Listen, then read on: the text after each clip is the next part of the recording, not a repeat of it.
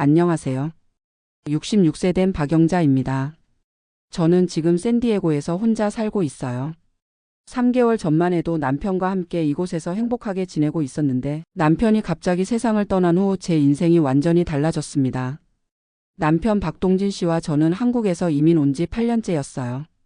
저는 한국에서 33년간 중학교 국어교사를 했고 남편은 대기업 해외 영업부에서 일하다가 58세에 조기퇴직했습니다. 우리 부부는 아들 교육을 위해 늦은 나이에 미국으로 건너왔어요. 처음 이민 와서는 정말 힘들었습니다. 저희 나이에 새로운 땅에서 다시 시작한다는 게 쉬운 일이 아니었거든요. 하지만 남편이 한인 여행사를 차리면서 조금씩 자리를 잡아갔고 저는 한국에서 받는 사학연금 월 220만 원과 남편 수입으로 생활했어요. 남편은 정말 부지런한 사람이었습니다. 여행사 일로 바쁜 와중에도 부동산 공부를 열심히 했어요. 여보, 우리가 늙어서 아들한테 짐이 되면 안 되잖아. 부동산 몇 채 장만해서 임대 수입으로 살아야지. 그렇게 말하면서 쉬는 날이면 부동산을 보러 다녔죠. 8년 동안 정말 악착같이 모았습니다. 첫 번째 집을 살 때는 다운페이먼트 마련하느라 애를 먹었어요.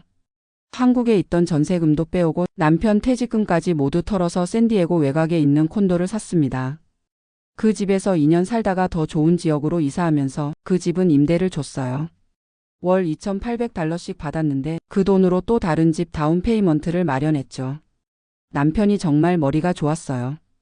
임대 수입으로 모기지 갚으면서 집값 오르는 것도 기대할 수 있고 세금 혜택도 있으니까 일석삼조야. 그런 식으로 하나씩 늘려가서 남편이 세상 떠날 때까지 총 5채의 부동산을 갖고 있었어요. 집값이 많이 올랐습니다. 처음에 35만 달러 주고 산 집이 80만 달러가 됐고 나중에 산 집들도 다 50% 이상 올랐어요. 전체적으로 계산해 보니 부동산 가치만 400만 달러 정도 됐죠. 매달 임대 수입도 꽤 괜찮았어요. 5채에서 총 1만 2천 달러 정도 들어왔으니까 제 한국 연금까지 합치면 한 달에 2만 달러 가까이 되었거든요. 미국에서 노부부가 살기에는 충분한 돈이었죠. 그런데 올해 여름 갑자기 남편이 쓰러진 거예요. 평소에 건강했던 사람인데 심근경색으로 그만. 병원에 실려가서 하루도 못 버티고 세상을 떠났습니다. 정말 허망했어요. 우리가 그렇게 열심히 모은 게 무슨 의미가 있나 싶었고 앞으로 혼자 어떻게 살아야 할지 막막했어요. 부동산 관리도 세금 신고도 모든 걸 남편이 다 했거든요. 장례식 치르고 나서 아들 민호가 말했어요. 엄마 혼자 사시기 힘드시죠? 우리 집으로 오세요. 며느리 제시카도 곁에서 고개 끄덕이면서 그러세요 어머님, 저희가 모실게요. 그렇게 말하더라고요. 그때는 정말 고마웠어요. 나이 들어 혼자 사는 게 불안하기도 했고 손자 데이빗이랑 더 많은 시간을 보낼 수 있겠다 싶어서 아들 집으로 이사를 결심했습니다.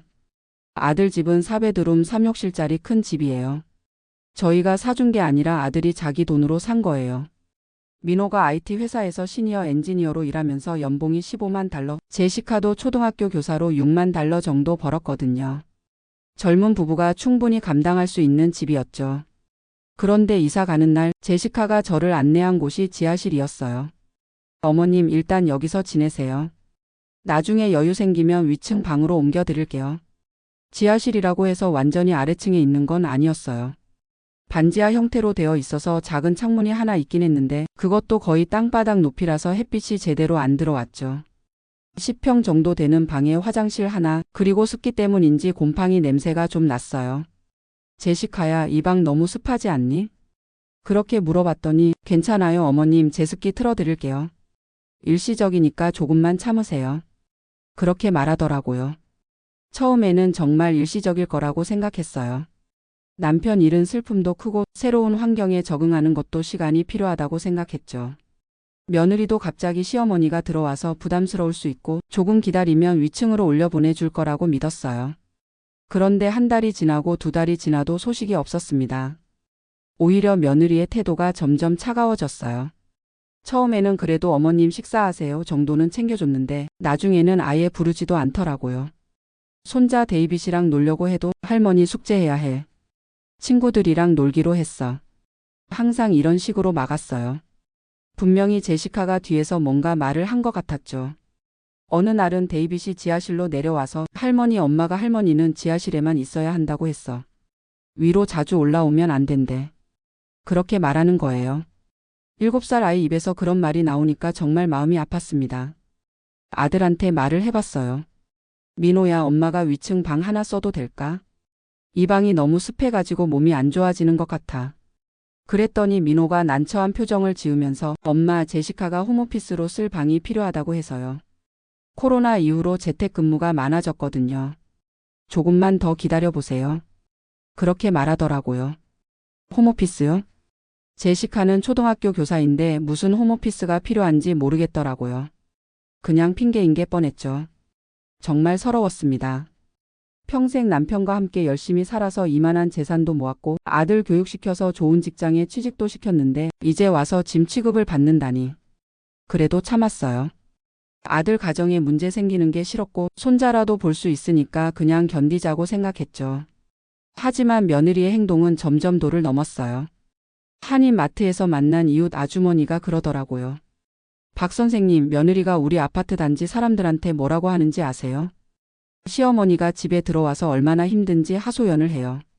그냥 들으면 어머님이 정말 꼴찌 아픈 시어머니인 줄 알겠어요. 제가 뭘 잘못했나 되돌아봤어요. 설거지도 제가 했고 청소도 도왔고 손자 간식도 제가 만들어줬거든요. 며느리 눈치 보느라 숨도 제대로 못 쉬고 살았는데 밖에서는 저를 고약한 시어머니로 만들어버린 거예요. 결정적인 사건이 있었습니다. 데이빗 생일날이었어요. 저는 손자 생일이니까 아침부터 미역국도 끓이고 선물도 준비해서 기다리고 있었죠. 그런데 제시카가 갑자기 내려와서 어머님, 오늘 데이빗 친구들이 와서 파티할 거예요. 지하실에서 나오지 마세요. 아이들이 할머니 보면 무서워할까 봐요. 무서워할까 봐요? 제가 도깨비도 아니고 뭘 무서워해요? 그냥 손자 생일 파티에 저를 끼워주기 싫다는 뜻이잖아요. 그날 하루 종일 지하실에 갇혀 있었어요. 위에서는 아이들 웃음소리, 음악소리가 들렸는데 저는 혼자 앉아서 눈물만 흘렸습니다. 제가 끓인 미역국은 그대로 식어버렸고 준비한 선물도 전달하지 못했어요. 밤늦게 파티가 끝나고 나서야 민호가 내려왔어요. 엄마, 죄송해요. 제시카가 너무했어요. 입으로는 사과하면서도 정작 아내한테는 뭐라고 하지 않더라고요. 그때 깨달았습니다. 아들이 저보다 며느리를 더 중요하게 생각한다는 걸요. 당연한 일이긴 하지만 그래도 어머니를 이 정도로 홀대해도 되는 건가 싶었어요. 며칠 후에는 더 가슴 아픈 일이 있었어요. 제시카가 친구들과 전화 통화하는 소리가 들렸는데 시어머니 때문에 정말 스트레스 받아 죽겠어. 언제까지 우리 집에 있을 건지 모르겠어. 솔직히 짐이거든. 짐이라고 했어요. 66년을 살아온 제가 짐이래요. 그날 밤 정말 많은 생각을 했습니다. 이렇게 살 바에야 차라리 혼자 사는 게 낫겠다고 생각했어요. 다행히 제가 돈이 없는 게 아니잖아요. 부동산 5채와 현금까지 합치면 450만 달러 정도 되는데 굳이 이런 서러움을 당하면서 살 필요가 있나 싶었죠. 다음 날 바로 부동산 중개업소에 갔어요. 평소에 저희 집 관리해주던 한인 중개사 김 사장님한테 집 5채 다 팔고 싶어요. 그렇게 말했습니다. 김 사장님이 깜짝 놀라면서 박 선생님, 갑자기 왜요?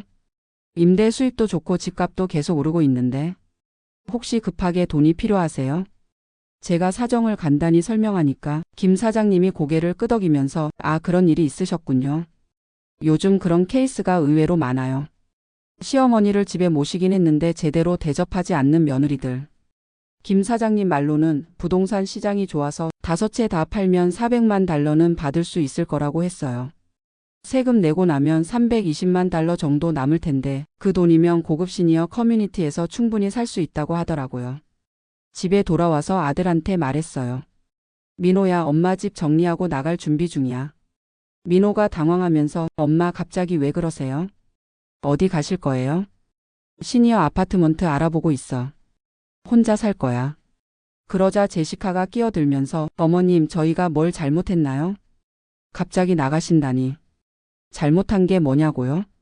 3개월 동안 저한테 한 짓을 모르나요? 제시카야, 내가 뭘 잘못했는지 정말 모르겠니? 지하실에 처박아 놓고 손자 생일날에도 못 나오게 하고 이웃들한테 시어머니 험담하는 것도 다 들었어. 제시카가 얼굴이 빨개지면서 그런 뜻이 아니었어요. 어머님이 편하실까봐. 편하긴 뭐가 편해? 지하실이 편해? 내가 당신한테 뭘 잘못했는데 그렇게 대하는 거야? 민호가 중간에서 말리려고 했지만 저는 더 이상 참을 수가 없었어요. 민호야, 내가 선택해. 엄마를 제대로 모실 건지 아니면 엄마가 나갈 건지. 민호가 한참 동안 말을 못하더라고요. 결국 엄마 좀 더 생각해 보세요라고만 하더라고요. 그 대답으로 충분했어요. 아들도 결국 아내 편이구나 싶었죠. 다음 날 부동산 매매 계약서에 사인했습니다. 5채 모두 동시에 내놓았어요. 집값이 워낙 올라서 금방 바이어들이 붙었고 한 달 안에 다 팔 수 있을 것 같다고 하더라고요. 그 소식이 한인 커뮤니티에서 화제가 됐어요. 박 선생님이 집 5채를 한꺼번에 팔아? 400만 달러짜리 부동산을 다?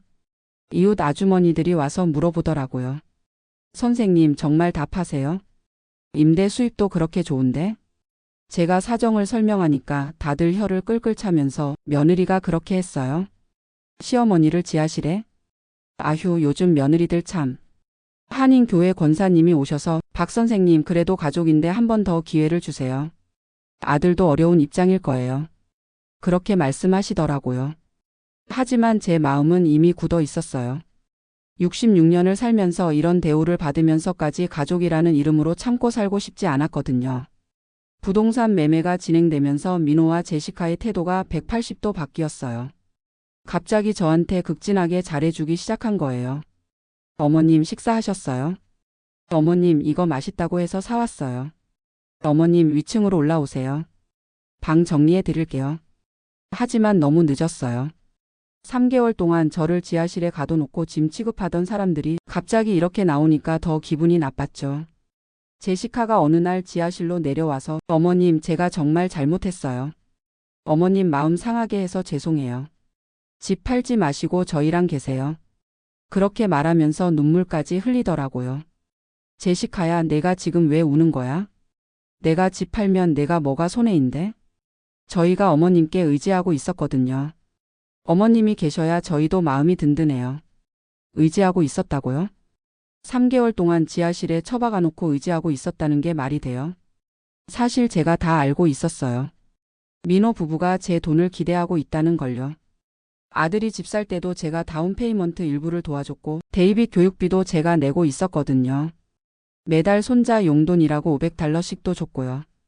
그런데 정작 저는 지하실에 처박아 놓고 제 돈만 기대하고 있었던 거죠. 제시카야, 솔직히 말해봐. 너희가 나를 제대로 모실 생각이 있었어? 아니면 그냥 돈만 기대하고 있었던 거야? 제시카가 울면서 정말 그런 게 아니에요, 어머님. 저희가 미숙했어요. 다시 기회를 주세요. 하지만 저는 이미 결심한 상태였어요. 부동산 매매 계약도 다 끝났고 새로 살 시니어 아파트도 정해놨거든요. 라호야에 있는 고급 시니어 커뮤니티였어요. 월 임대료가 4,500달러나 되는 비싼 곳이었지만 모든 서비스가 다 포함되어 있고 같은 또래 사람들과 어울릴 수 있는 프로그램도 많았어요. 가장 중요한 건 제가 주인이라는 거였죠. 누구 눈치 보지 않고 당당하게 살 수 있는 거예요. 계약서 쓰러 가는 날 민호가 붙잡고 울면서 엄마 제가 잘못했어요. 제시카도 반성하고 있어요. 집 팔지 마시고 저희랑 사세요. 그렇게 매달리더라고요. 민호야, 내가 뭘 잘못했는지 알고 있니? 엄마가 지하실에서 서러워할 때 너는 뭐 했어? 아내 편만 들고 엄마 말은 듣지도 않았잖아. 민호가 고개를 숙이면서 제가 가운데서 중재를 잘못했어요. 앞으로는 어머님을 제대로 모실게요. 하지만 이미 늦었어요. 신뢰라는 게 한번 깨지면 다시 회복하기 어려운 법이거든요. 부동산 매매가 완료됐어요. 5채 모두 400만 달러에 팔렸고 각종 세금과 수수료 떼고 나니 320만 달러가 남았어요. 현금과 합치면 총 370만 달러 정도 됐죠. 이사 가는 날 제시카가 무릎을 꿇고 빌더라고요. 어머님 제발 용서해 주세요. 저희가 정말 잘못했어요. 다시는 이런 일 없을게요. 무릎까지 꿇으면서 우는 걸 보니까 한편으로는 불쌍하기도 했어요. 하지만 용서할 마음은 없었어요. 제시카야, 내가 지금 무릎 꿇는 이유가 뭔지 알아? 내가 불쌍해서야? 아니면 내 돈이 아까워서야? 제시카가 말을 못하더라고요. 뭐라고 대답해도 곤란한 질문이었으니까요. 솔직히 말해. 내가 돈 없는 시어머니였어도 이렇게 빌었을까? 그때야 제시카가 정말 잘못했다는 걸 깨달은 것 같았어요. 하지만 이미 돌이킬 수 없는 상황이었죠. 새 집으로 이사한 지 한 달이 됐어요. 정말 다른 세상이더라고요. 아침에 일어나면 큰 창문으로 햇빛이 쏟아져 들어와요. 지하실의 그 축축하고 어두운 공간과는 완전히 달랐죠. 발코니에서 바다도 보이고 공기도 맑고 깨끗해요. 시니어 커뮤니티라서 다양한 프로그램이 있어요. 요가 클래스도 있고 독서 모임도 있고 요리 클래스도 있어요. 한국 분들도 꽤 계셔서 외롭지 않아요. 무엇보다 제가 주인이라는 게 좋아요. 누구 눈치 보지 않고 하고 싶은 일 하고 먹고 싶은 거 먹고 친구들 초대해서 차도 마시고요. 돈 걱정도 없어요. 부동산 팔고 남은 돈을 안전한 투자처에 분산 투자해서 매달 1만 달러 정도 수익이 나와요. 한국 연금까지 합치면 월 1만 3천 달러 정도 되죠. 시니어 아파트 임대료 내고도 8천 달러가 남으니까 넉넉하게 살 수 있어요. 민호가 가끔 연락해요. 엄마 어떻게 지내세요? 한번 저희 집에 놀러 오세요. 하지만 갈 생각은 없어요. 제시카가 아무리 달라졌다고 해도 그 지하실을 생각하면 기분이 나빠져요. 데이빗이 보고 싶긴 해요. 하지만 손자를 보려고 다시 그 집에 가서 며느리 눈치 보면서 살고 싶지는 않아요. 대신 데이빗을 제 집으로 초대했어요. 할아버지 없어서 외로워하는 할머니 집에 놀러 올래? 데이빗이 와서 하루 종일 같이 놀았는데 정말 행복했어요. 아이가 가면서 할머니 여기가 훨씬 좋아요. 우리 집 지하실보다 밝고 예뻐요. 그렇게 말하더라고요. 7살 아이도 아는 일을 어른들은 왜 몰랐을까요? 요즘은 새로운 취미도 생겼어요. 시니어 커뮤니티에서 만난 친구들과 함께 주 2회씩 한국 요리 클래스를 해요.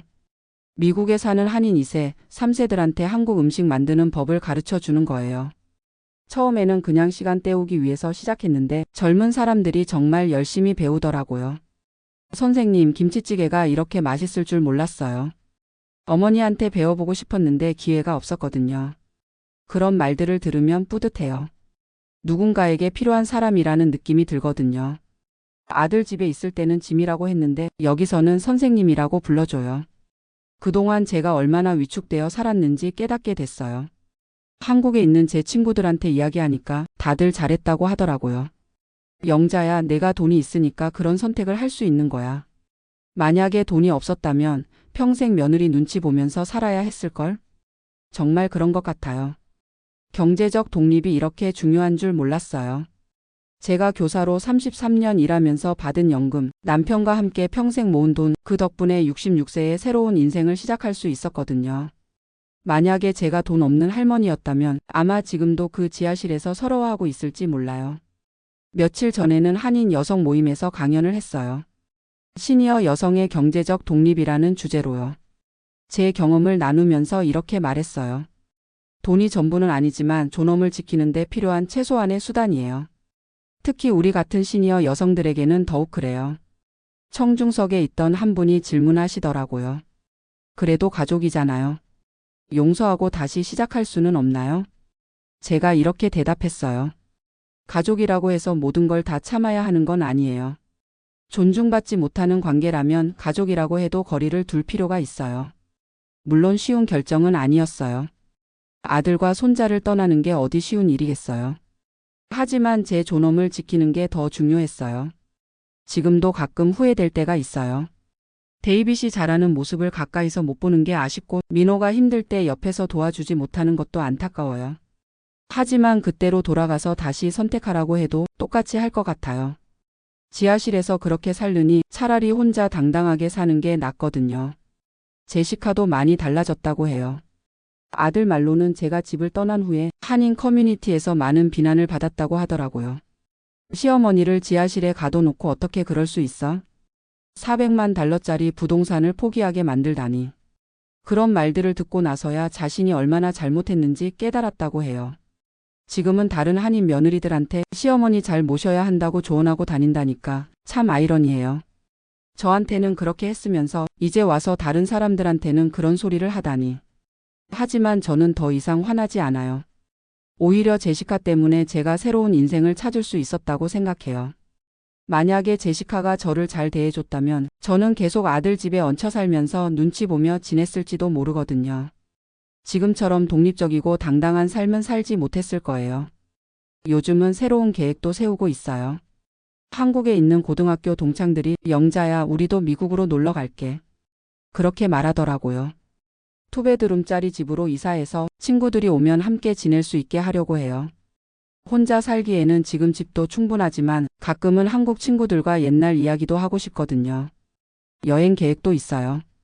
그동안 남편과 함께 가보고 싶었던 곳들, 유럽이나 일본 같은데 혼자라도 가보려고 해요. 시니어 전용 여행 상품들이 많더라고요. 건강도 많이 좋아졌어요. 지하실에 있을 때는 항상 우울하고 답답했는데 지금은 매일 아침 운동도 하고 정기적으로 병원 검진도 받고 있어요. 당뇨 수치도 많이 좋아졌고 무릎 통증도 거의 없어졌어요. 역시 마음이 편해야 몸도 건강한 것 같아요. 가끔 혼자 생각해봐요. 제가 이렇게 당당하게 살 수 있는 이유가 뭘까? 결국은 돈 때문이에요. 만약에 제가 경제적으로 의존해야 하는 상황이었다면 아무리 서럽고 화가 나도 참고 살았을 거예요. 하지만 제가 경제적으로 독립할 수 있었기 때문에 이런 선택을 할 수 있었던 거죠. 그래서 젊은 분들한테 항상 말해요. 평생 일해서 노후 자금을 꼭 준비하세요. 특히 여성분들은 더욱 중요해요. 언제 어떤 상황이 올지 모르거든요. 저도 처음에는 그냥 남편 따라서 부동산 투자한 건데 그게 이렇게 큰 힘이 될 줄 몰랐어요. 한국에서 교사 연금 받는 것도 큰 도움이 됐고요. 33년간 꾸준히 낸 보험료가 이렇게 빛을 발하다니. 요즘은 재정 관리도 제가 직접 해요. 남편이 살아계실 때는 모든 걸 남편한테 맡겼는데 이제는 스스로 공부해서 투자도 하고 세금 신고도 해요. 처음에는 어려웠지만 시니어 센터에서 재정 관리 클래스를 들으면서 배웠어요. 70세 가까운 나이에도 새로운 걸 배울 수 있더라고요. 제 이야기를 듣고 용기를 얻는 분들이 계세요. 비슷한 상황에 있는 시니어 여성분들이 저도 선생님처럼 독립하고 싶어요. 그렇게 말씀하시더라고요. 하지만 꼭 저처럼 극단적인 선택을 하라는 건 아니에요. 가족과의 관계도 중요하니까 먼저 대화를 통해서 해결해 보시길 바라요. 다만 대화가 통하지 않고 인격적인 모독을 당한다면 그때는 과감한 결정도 필요하다고 생각해요. 나이가 들었다고 해서 무조건 참고 살 필요는 없거든요. 우리도 존중받을 권리가 있어요. 민호가 얼마 전에 전화해서 엄마, 제시카가 정말 많이 반성하고 있어요. 한 번만 더 기회를 주세요. 그렇게 말하더라고요. 하지만 저는 이렇게 대답했어요. 민호야, 엄마는 지금 정말 행복해. 굳이 과거로 돌아갈 필요를 못 느끼겠어. 정말 그래요. 지금이 제 인생에서 가장 자유롭고 행복한 시기인 것 같아요. 66세에 새로운 인생을 시작한다는 게 쉬운 일은 아니었지만 용기를 내서 정말 잘했다고 생각해요. 혹시 저와 비슷한 상황에 있는 분들이 계시다면 용기를 내보세요. 나이가 들었다고 해서 새로운 시작이 불가능한 건 아니에요. 특히 경제적으로 독립할 수 있는 능력이 있다면 더욱 그래요. 존엄을 지키면서 사는 게 가장 중요해요. 가족은 사랑으로 이어져야 하는 거지 의무감이나 경제적 이해관계로만 묶여 있으면 안 되거든요. 제가 부동산을 팔고 독립한 걸 보고 한인 커뮤니티에서는 갑론을박이 있었어요. 너무 극단적이었다는 분들도 계시고 잘했다는 분들도 계시고요. 하지만 제 인생은 제가 사는 거예요. 다른 사람들이 뭐라고 하든 제가 행복하면 되는 거죠. 지금 제 하루는 이래요. 아침 7시에 일어나서 커피 한 잔 마시면서 바다를 봐요. 8시에 시니어 센터에서 하는 요가 클래스에 가고 10시부터 12시까지는 한국어 교실에서 봉사활동을 해요. 점심은 친구들과 함께 먹고 오후에는 독서를 하거나 드라마를 봐요. 저녁에는 산책을 하고 일주일에 2번은 친구들과 저녁 식사를 해요. 주말에는 한인 교회에 가거나 박물관이나 공연장에 가기도 해요. 가끔은 데이빗을 초대해서 하루 종일 같이 놀기도 하고요. 정말 충실한 하루하루를 보내고 있어요. 아침에 눈 뜰 때마다 감사한 마음이 들어요. 오늘도 내 마음대로 살 수 있구나. 그런 생각이 들거든요. 아들 집에 있을 때는 매일 아침이 우울했어요. 오늘은 또 어떤 눈치를 봐야 하나. 며느리가 또 뭐라고 할까. 그런 걱정만 했거든요. 지금 생각해보면 정말 답답한 생활이었어요. 지하실에 갇힌 새 같았죠. 하지만 이제는 자유로운 새가 됐어요. 하고 싶은 일 하고 만나고 싶은 사람 만나고 가고 싶은 곳 가고. 물론 외로울 때도 있어요. 특히 밤에 혼자 있을 때는 가끔 쓸쓸하기도 해요. 남편 생각도 나고 어린 시절 데이빗 생각도 나고. 하지만 외로움보다는 자유로움이 더 커요. 누군가의 눈치를 보면서 사는 답답함보다는 혼자만의 시간을 즐기는 여유로움이 훨씬 좋아요. 요즘은 새로운 친구들도 많이 생겼어요. 시니어 커뮤니티에는 정말 다양한 분들이 계세요. 의사였던 분, 교수였던 분, 사업가였던 분. 모두 각자의 인생 스토리가 있고 서로 배울 점이 많아요. 그분들과 이야기하면서 깨달은 게 있어요. 나이가 들어서도 배우고 성장할 수 있다는 거예요. 66세지만 아직도 새로운 걸 시도하고 싶고 도전하고 싶은 마음이 있어요. 한국 요리 클래스도 그렇고 재정 관리 공부도 그렇고 영어 회화 연습도 꾸준히 하고 있어요. 미국에 산 지 8년이 됐는데도 아직 영어가 어려워서요. 하지만 포기하지 않고 계속 배우고 있어요. 나이가 핑계가 될 수는 없거든요. 제가 이런 이야기를 하는 이유는 비슷한 상황에 있는 분들한테 용기를 드리고 싶어서예요. 특히 시어머니와 며느리 사이에서 어려움을 겪고 있는 분들. 물론 제 경우가 극단적인 케이스일 수도 있어요. 모든 며느리가 제시카 같은 건 아니고 모든 시어머니가 저 같은 선택을 할 수 있는 것도 아니죠. 하지만 한 가지는 분명해요. 어떤 관계든 상호 존중이 바탕이 되어야 한다는 거예요. 나이가 많다고 해서 경제적으로 의존한다고 해서 인격적 모독을 당해도 된다는 법은 없어요. 만약에 여러분이 저와 비슷한 상황에 있다면 먼저 대화를 시도해 보세요. 솔직하게 자신의 마음을 전하고 상대방의 입장도 들어보세요. 그래도 해결이 안 되고 계속해서 존중받지 못한다면 그때는 과감한 결정도 필요해요. 나이가 들었다고 해서 모든 걸 다 참을 필요는 없거든요. 가장 중요한 건 경제적 독립이에요. 젊을 때부터 꾸준히 준비해서 나이가 들어서도 자립할 수 있는 능력을 갖춰야 해요. 그래야 선택권이 생기거든요. 제가 만약에 돈이 없었다면 아무리 서럽고 화가 나도 참고 살았을 거예요. 하지만 경제적으로 독립할 수 있었기 때문에 이런 과감한 선택을 할 수 있었던 거죠. 특히 여성분들은 더욱 신경 써야 해요. 전통적으로 남편에게 의존하는 경우가 많은데 남편이 먼저 세상을 떠날 수도 있고 예상치 못한 상황이 생길 수도 있거든요. 저도 교사로 33년간 일하면서 연금을 준비했고 남편과 함께 부동산 투자도 했기 때문에 지금 이렇게 당당하게 살 수 있는 거예요.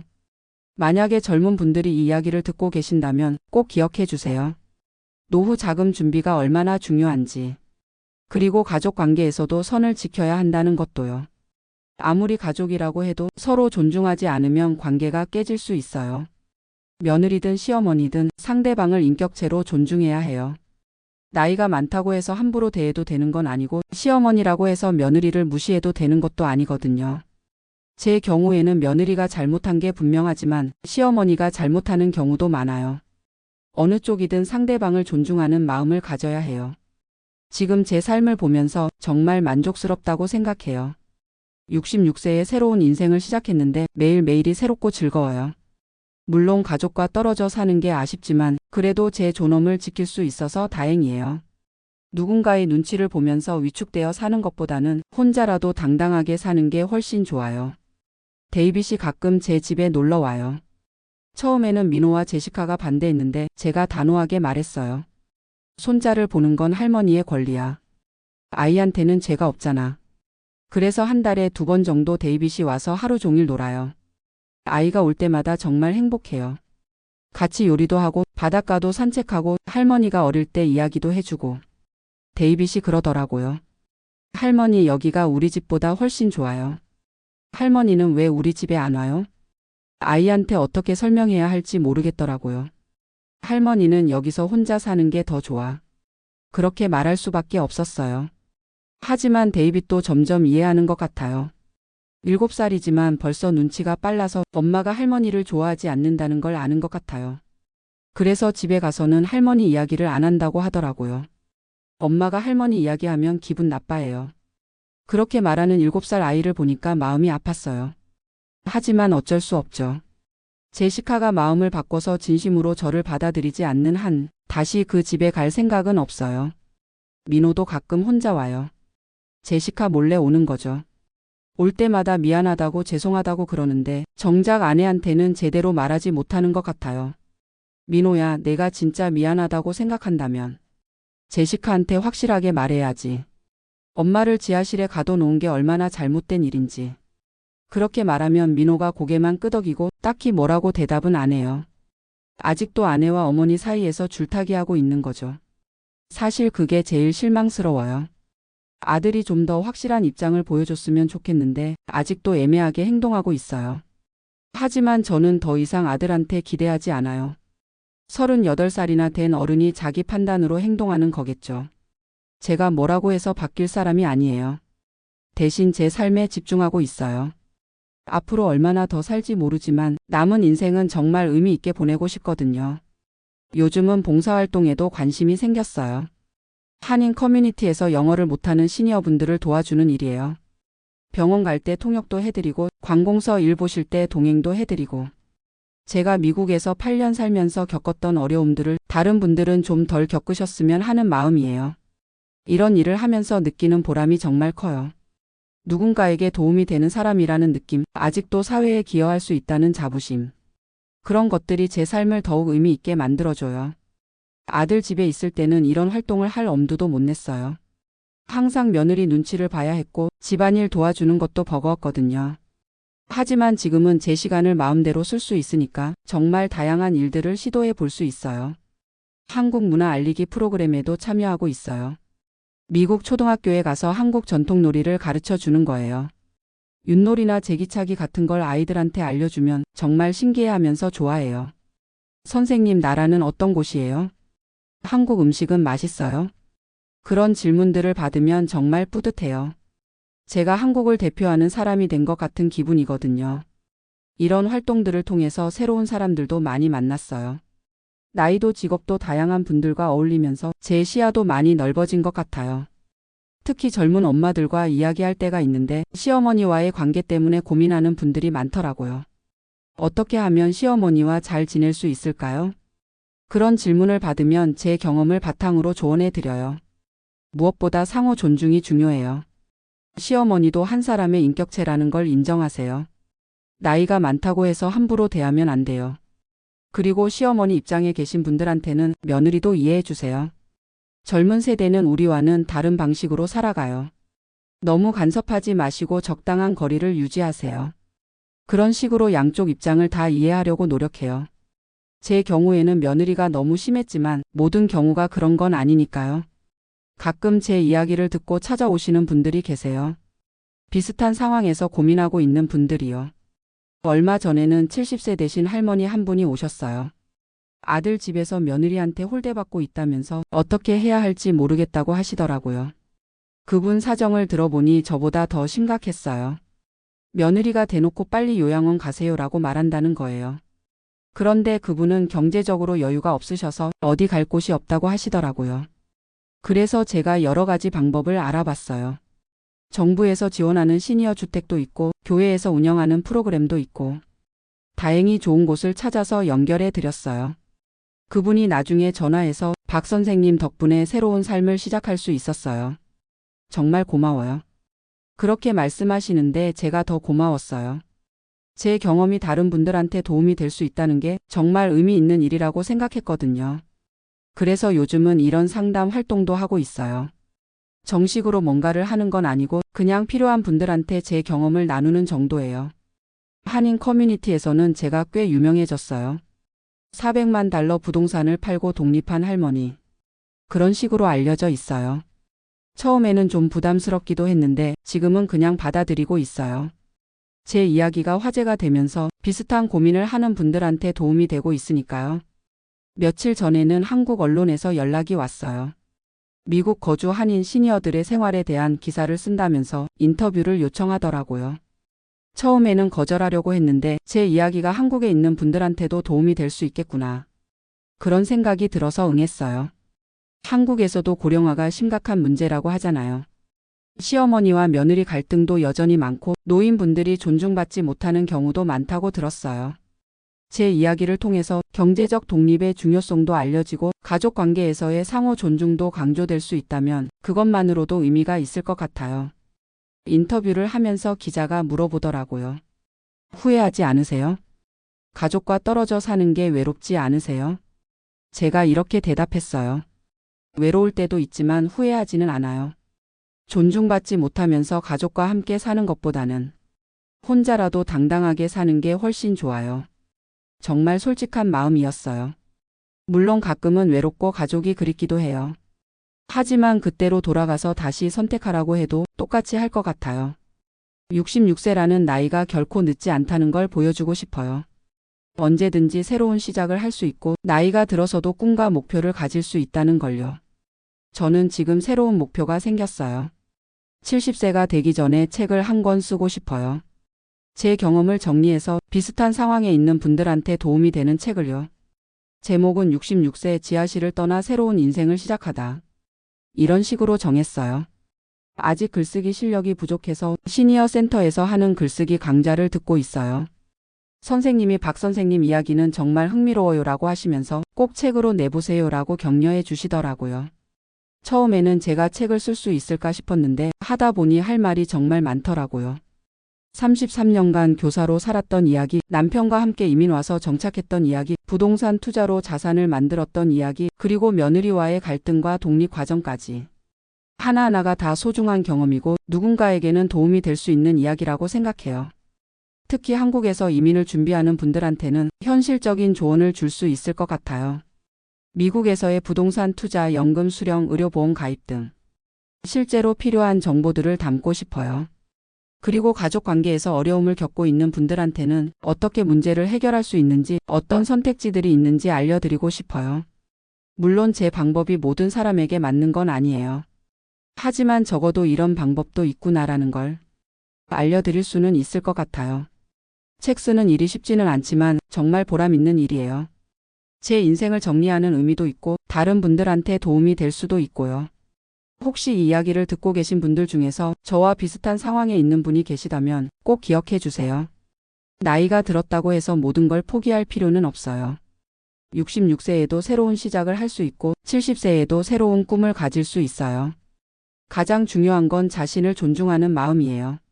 다른 사람들이 여러분을 존중하지 않는다고 해서 여러분까지 자신을 포기하면 안 돼요. 경제적 독립도 중요하지만 정신적 독립은 더욱 중요해요.